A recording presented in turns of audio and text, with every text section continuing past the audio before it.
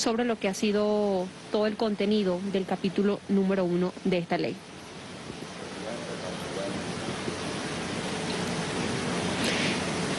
Decía al principio de su intervención el presidente de la Asamblea Nacional Constituyente que uno de los objetivos centrales de esta ley es precisamente responder ante las constantes agresiones y medidas coercitivas.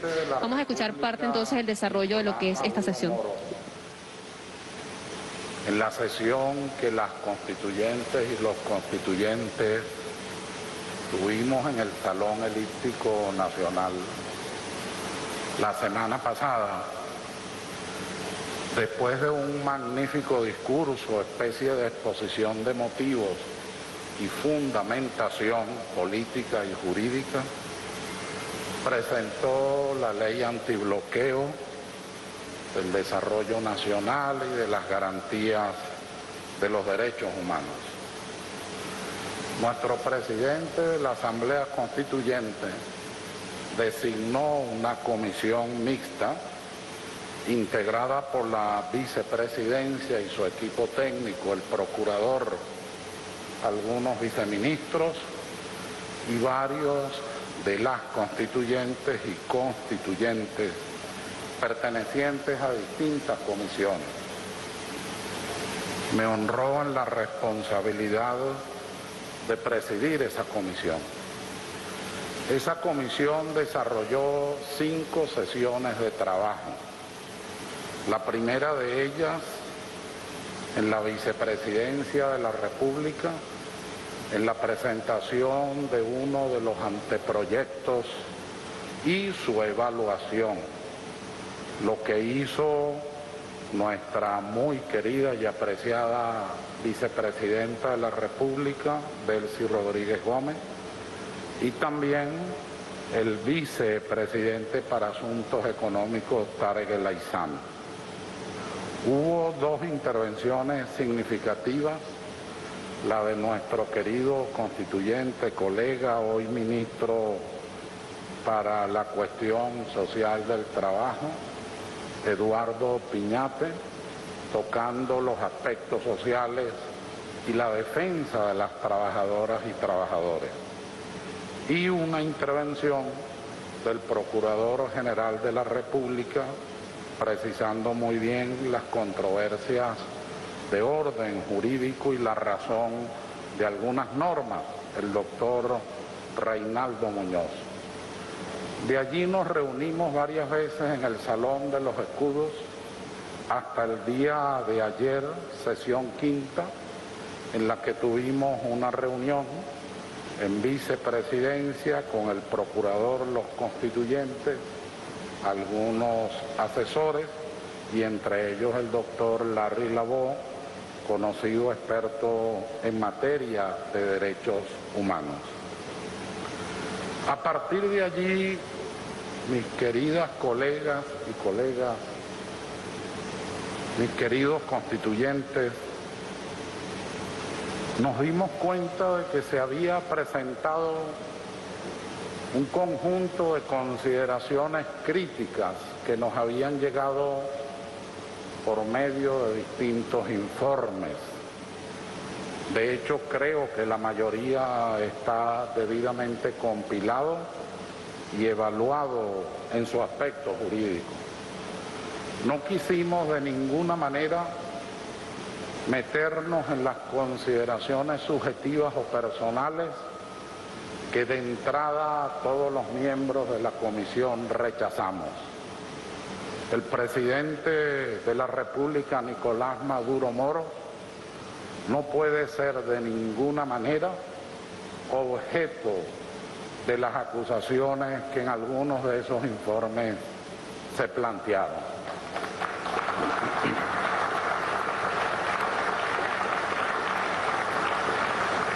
Nos preocupó mucho, y es la razón de la primera parte de mi intervención, el desconocimiento grave de varios conceptos que se corresponden con el derecho público y en general con el derecho constitucional. La idea de la inaplicación de normas, El planteamiento que se hacía en algunos de esos documentos sobre la supuesta entrega de PDVSA y las empresas del Estado, el planteamiento de la confidencialidad en temas que son de suyo neurálgico para la estructura de las propuestas que están en esta ley, así como algunos otros conceptos que nos llamaron la atención. He pedido a nuestro muy querido presidente de la Asamblea Constituyente permiso para tomarme, no creo que sea más de 4 minutos, tomarme esos 4 minutos iniciales para después entrar en las conclusiones y poder leer rápidamente algunas cosas que constituyeron un trabajo reciente solo orientado al ámbito económico y financiero. El 10 de diciembre de 2014, el Congreso de los Estados Unidos aprueba la Ley 113-278, llamada Ley Pública de Defensa de Derechos Humanos y de la Sociedad Civil en Venezuela. Se consolidaba la política de agresión del gobierno norteamericano hacia nuestro país y se establecía una hoja de ruta inequívoca. El 9 de marzo de 2015, el presidente Barack Obama emitió la orden ejecutiva 13692, un decreto del poder imperial injerencista calificando a Venezuela de una amenaza inusual y extraordinaria a la seguridad nacional de los Estados Unidos. Se produce la Ley de Emergencia Internacional de Poderes Económicos, otorgada al presidente, y de allí, como punto de partida, la orden ejecutiva, estableciendo restricciones, prohibiciones financieras, comerciales, congelación de activos. Después Barack Obama extiende por 1 año la orden ejecutiva y ataca directamente las instituciones del gobierno venezolano, que comienzan a recibir de las entidades financieras en el exterior notificaciones sobre restricciones aplicadas a las cuentas venezolanas. El Commerzbank Alemania cierra las cuentas mantenidas por varias instituciones, bancos públicos venezolanos y PDVSA. El banco estadounidense Citibank cesa unilateralmente el servicio de cuentas de corresponsalía en moneda extranjera a las instituciones venezolanas, entre ellas al Banco Central de Venezuela. El índice de riesgo para entonces planteado por el JP Morgan coloca a Venezuela en el riesgo país más alto del mundo, 2.640 puntos, muy por encima de países en guerra como Ucrania. Posteriormente se produce el cierre de cuentas que merma la capacidad de Venezuela para realizar operaciones en divisas estadounidenses y obliga a la República a migrar las operaciones de transferencia y manejos de fondos. El país entonces se encuentra con altos costos de transacción y operativos. El Novo Banco Portugal informa la imposibilidad de realizar operaciones en dólares con bancos venezolanos. Ya para 2016, el gobierno de Venezuela realiza una oferta para canjear 7.100 millones de dólares en bonos de PDVSA con el fin de aliviar el cronograma de amortización. Las 3 grandes calificadoras de riesgo norteamericanos atemorizaron a los inversionistas, declarando que estábamos al borde de un default, impago. Ese mismo año el JP Morgan emite una falsa alerta de default sobre un supuesto pago de la deuda de PDVSA. La petrolera estadounidense ConocoPhillips demanda a PDVSA ante una corte de Delaware en Estados Unidos por operación de canje de bonos. La empresa Crane Concurrency, proveedora de billetes del Departamento del Tesoro y contratada por el Estado venezolano para imprimir las piezas del cono monetario, suspende las operaciones. Ya para 1917, el saboteo de los Estados Unidos se veía en el diálogo de República Dominicana que todos ustedes recuerdan, 217 y 218. A partir de 2017, en el campo económico y financiero, la aplicación de las medidas coercitivas unilaterales fue más grave. Aparece un protagonista muy importante del Departamento del Tesoro, que es la OFAC, sancionando a funcionarios venezolanos e incluyendo ahí a nuestro presidente Nicolás Maduro Moros. Las medidas coercitivas unilaterales continúan en el ámbito financiero y aprobando Venezuela recursos para vacunas y medicamentos a través del Fondo Rotatorio y Estratégico de la OPS, Estados Unidos la bloquea e imposibilita que Venezuela deposite en el Banco Suizo, y ello produjo un retraso grave de 6 meses. Trump declara simultáneamente que sobre la mesa del presidente Trump están todas las opciones. Estados Unidos define entonces a Venezuela como un enemigo hemisférico y continúa entonces los ataques a la gestión financiera de la industria petrolera y del comercio, y de manera muy particular en lo que tiene que ver con las operaciones con bonos de la deuda soberana de Venezuela.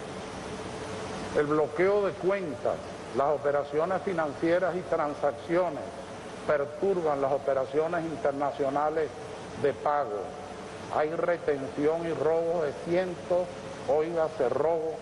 cientos millones de dólares pertenecientes al pueblo de Venezuela. Hay retraso en las operaciones de importación y exportación que afectan al gobierno y a empresas venezolanas y sus socios comerciales. El Banco de China en Panamá informa que por el Departamento del Tesoro ha recibido presiones del gobierno panameño y no puede realizar ningún tipo de operación a favor de Venezuela. Lo mismo lo dice el Banco Ruso. Y todo este proceso de medidas coercitivas unilaterales en el ámbito financiero y económico abarca al Banco Shandong, alegando razones administrativas, paralizando una transacción por 200 millones de dólares hacia Venezuela, a pesar de que los fondos ya se habían girado. El Banco Suizo prohíbe a sus clientes realizar operaciones con Venezuela. Donald Trump emite la orden ejecutiva 13808, llamada imposición de sanciones con respecto a la situación de Venezuela. Se ataca nuevamente y se suspenden compras directas de PDVSA. Se le prohíbe a PDVSA el uso de un terminal de almacenamiento en el Caribe. El banco Deutsche Bank informa al Citibank de la República Popular China el cierre de sus cuentas relativas al procesamiento de pagos de PDVSA. La Unión Europea prohíbe la venta de armamentos y equipos de seguridad de Venezuela. El Banco Deutsche Bank, principal corresponsal del Banco Central de Venezuela, cierra definitivamente las cuentas con esta institución.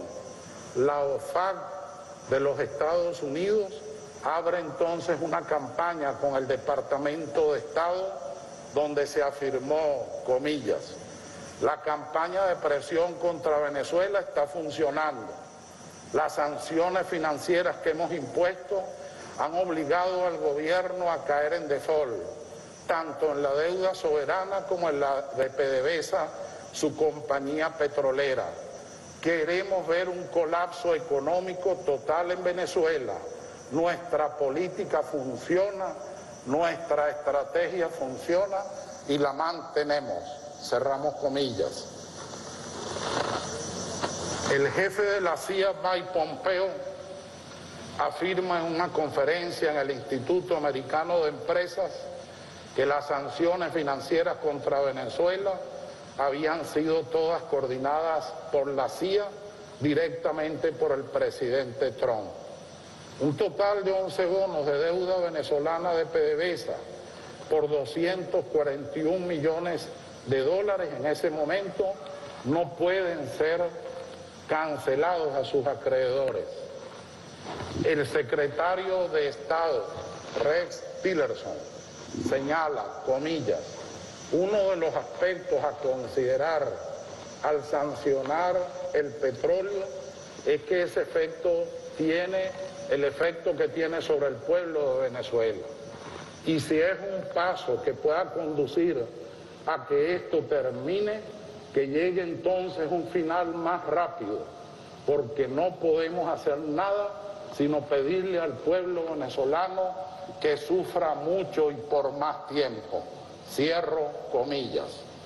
Esto sería largo de señalar porque hemos hecho una investigación hasta hace poco.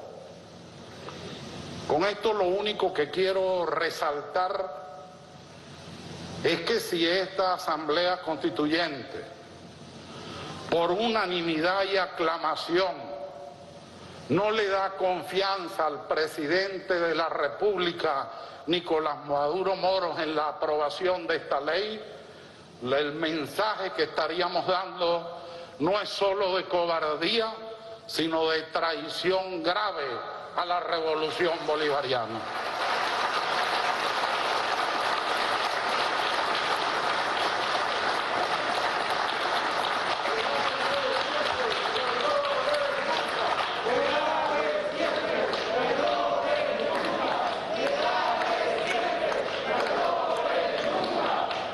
Paso ahora a contestar rápidamente el memorial de agravios conceptuales, constitucionales.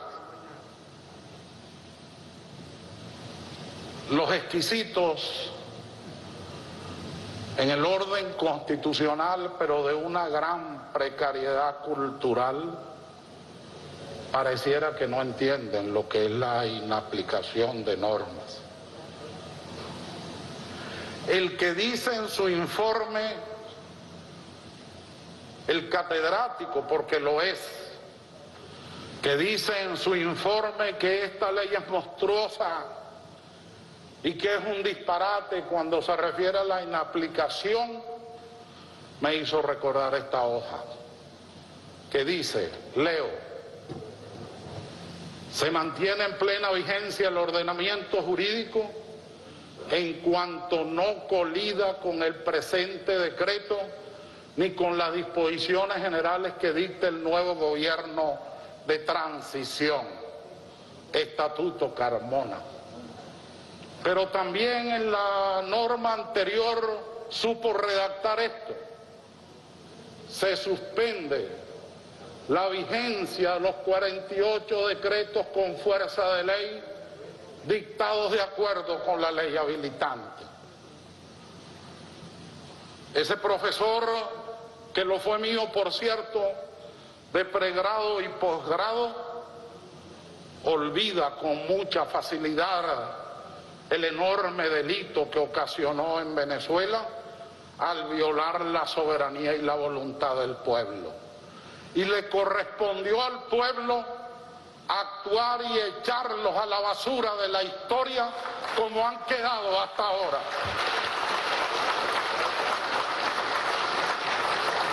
En ninguna parte de las normas aquí señaladas aparece la inaplicación de la Constitución. Aparece la figura de la inaplicación por el Ejecutivo Nacional ante circunstancias y hechos que, como les acabo de relatar, obligan al gobierno a actuar con mayor rapidez, celeridad y fundamentados en normas e instrumentos jurídicos. Esa inaplicación de alguna norma lo es del rango legal y sublegal. Con mucha razón nuestro presidente Diosdado Cabello, cada vez que leía la norma, hacía énfasis en lo que la norma dice y que acabamos de aprobar en su primera parte sobre la subordinación a la Constitución de la República Bolivariana de Venezuela. De tal manera que una inaplicación de norma del rango legal o sublegal y nunca constitucional es lo que aquí está previsto interpartes y de manera temporal. Interpartes, ¿por qué? Porque hay que proteger a quienes están invirtiendo en Venezuela, a menos que queramos que se repita una y otra vez lo que hace unas semanas con los buques de gasolina que pagó el gobierno venezolano y que finalmente los incautó los Estados Unidos, se los robó y los vendió, creándonos un nuevo problema de naturaleza social. Frente a eso es que tiene que actuar el poder discrecional que existe en todos los países. Yo revisé varias leyes parecidas en la Europa del Este después de la caída del muro de Berlín y también después de la caída de la Unión de Repúblicas Socialistas Soviéticas. Revisé las dos leyes de la Antilla Mayor, nuestra hermana Cuba, pero como hay quien adora y admira al sistema norteamericano, también revisé el Acta Patriota, y el Acta Patriota viola el conjunto de los derechos humanos de las Naciones Unidas, lo que aquí está prohibido expresamente en el capítulo 1 de esta ley, cuando dice que debe observar el jus cogens internacional.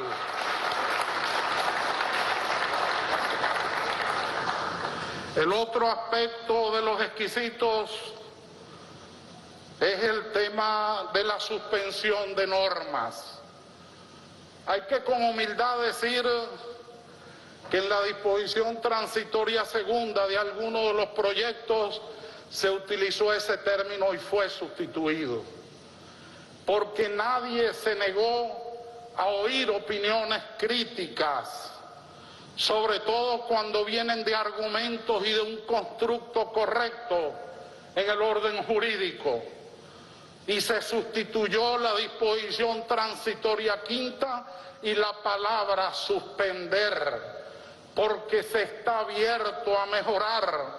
Nadie dice que ninguna obra humana no pueda ser perfectible, claro que lo es.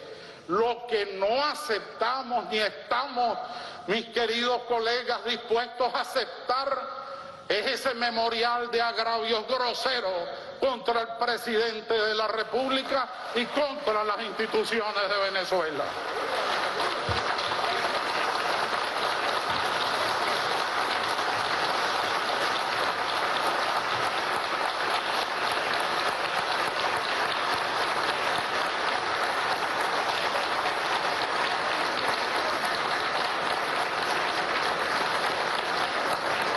Los exquisitos dicen, en esa especie de pirotecnia de la adulación servil al poder imperial, que se va a entregar PDVSA y privatizar empresas del Estado. Pedro Carreño, no sé si con intención, me dio la Constitución de Diosdado Cabello, la que tomo con honor. Esta Constitución que me obsequió, no sé si con autorización, pero me obsequió Pedro Carreño,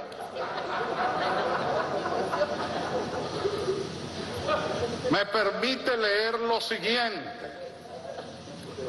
Artículo 303. Por razones de soberanía económica, política y de estrategia nacional, el Estado conservará la totalidad de las acciones de Petróleos de Venezuela. La única forma de entregar a Petróleos de Venezuela es un golpe de Estado contra nosotros mismos, porque esta es la Constitución primera de la Revolución Bolivariana.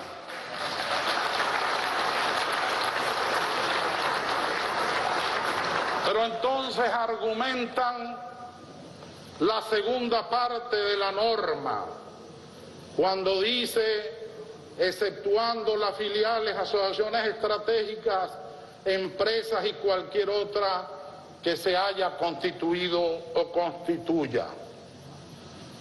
La verdad, cuando veo en los informes sostener la supuesta venta de la privatización de las empresas del Estado, tengo que pensar, o se trata de una distorsión mental, o quienes están haciendo el análisis no saben de interpretación constitucional. Esta norma es el desarrollo de la norma anterior, el artículo 302, que dice: el Estado se reserva mediante ley orgánica y por razones de conveniencia nacional toda la actividad petrolera y otras industrias, explotaciones, servicios y bienes de interés público y de carácter estratégico.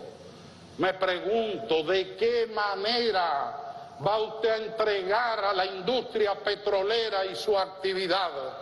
¿De qué forma? La única manera sería que de verdad, al estilo Carmona, se inaplicaran estas dos normas y eso tengan la seguridad absoluta. No lo va a hacer el presidente que fue constituyente en 1999, ni lo vamos a hacer ninguno de nosotros.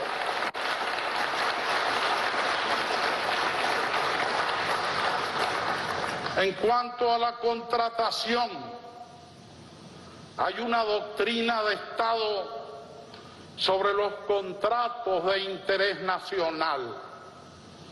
Pareciera que no revisan la norma, pero más grave aún, para nosotros es especialmente delicado, desde esta tribuna creo que lo he dicho varias veces, la norma redactada de puño y letra por el comandante supremo de la revolución, que es la norma de apertura del texto constitucional, que en su artículo primero, en su único aparte, señala: son derechos irrenunciables de la nación la independencia, la libertad, la soberanía, la inmunidad, la integridad territorial y la autodeterminación nacional.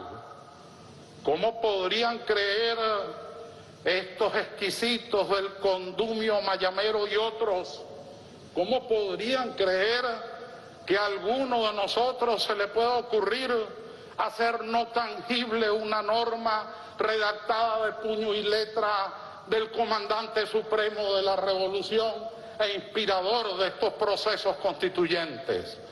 ¿Cómo podrían creer que nosotros vamos a violar el artículo primero, norma de apertura de los derechos, de los principios fundamentales de la Constitución?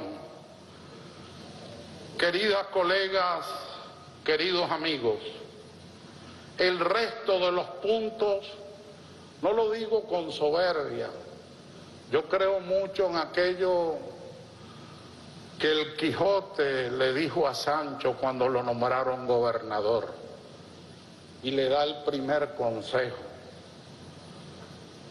a los ojos de Dios es preferible que seas un humilde virtuoso y no un pecador soberbio. Yo creo en eso. Creo en el respeto a las personas y a sus posiciones, pero la verdad, quizás Fidel Ernesto con su eficiencia nos pueda ayudar. Tenemos que abrir un kindergarten de derecho constitucional, sin lugar a dudas.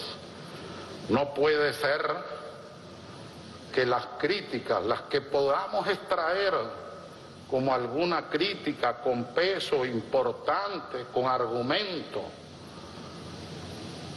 encontremos quienes se dicen estudiosos del derecho público que no lo entienden. ¿Cómo es que usted no entiende una ley constitucional? En la Constitución del 99 dictamos varias leyes constitucionales. En la Constitución de 1830 yo conté más de 100 leyes constitucionales. En la Constitución de Angostura, la ley constituyente de la Gran Colombia y un conjunto de leyes de organización del ejército, leyes constitucionales. En la Constitución de Weimar fue precisamente la que la acompaña el conjunto de leyes constitucionales. En el proceso constituyente español exactamente igual. En el Estatuto Albertino y su evolución hacia la Constitución y laboro en Italia igual. Pero más aún, si nos vamos a las 3 constituciones de la Revolución Francesa, las 3 tenían leyes constitucionales. Entonces, ¿qué es lo que no se entiende? Esto no es un congreso ordinario. ¿Hasta cuándo se lo vamos a decir? Esta es la Asamblea Constituyente del pueblo, por el amor de Dios.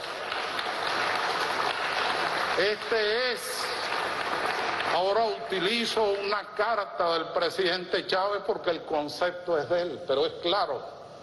Este es el poder constituyente activado en la fase asamblearia.